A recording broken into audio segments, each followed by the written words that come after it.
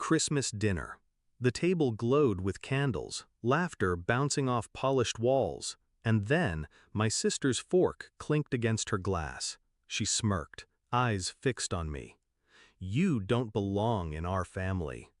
I waited for my parents to shut her down. Instead, my mother whispered, "She's right." My father nodded. So I left, quietly. No scene, no questions, just silence, the kind that slices deeper than shouting. I walked into the cold night knowing something had died at that table. Not me, my ties to them. It wasn't always like this. When we were children, I was the one who covered for my sister when she stole from our neighbors. I was the one who studied late into the night so my parents could boast about at least one child worth something. I carried the weight, and I did it willingly, because I thought love was earned. But the truth? They never saw me as blood. I was a tool, a shield, a name to sign documents, a hand to hold their lies.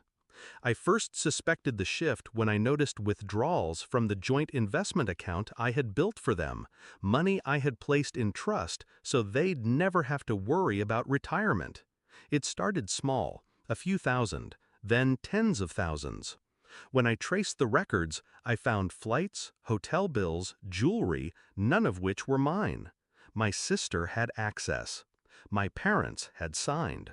When I confronted them with the papers, my father's voice was stone. "You should be grateful we even let you sit at this table." That's when I stopped bleeding for them. That's when I began planning. I didn't rage. I didn't cry. I studied. Every loan, every asset, every account that carried my name.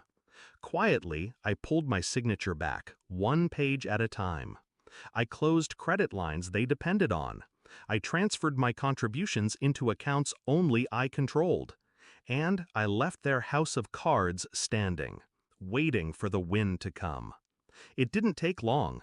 3 months later, they booked their grand family vacation. Europe, first class, a rental villa that cost more than some people's annual salary. Paid with money they assumed was still flowing. The day they left, my phone lit up. 15 missed calls, all from my sister. I finally answered. Her voice cracked. "They won't let us check in. The cards declined. Everything is frozen." I let her panic hang in the air. Then I said it, calm as a blade sliding free. "You told me I don't belong in the family. You were right. I don't. Which is why none of my money belongs to you." She screamed, called me selfish, called me a monster. My father grabbed the phone, his voice desperate now, trembling where arrogance once lived. "We're stranded here. Fix this." I didn't. 2 days later, they were home.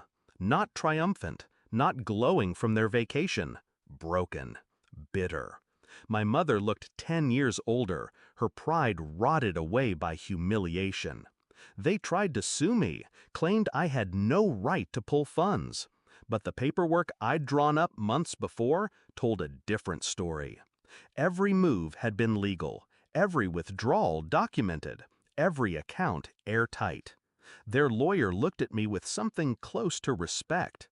"They didn't even see it coming," he muttered.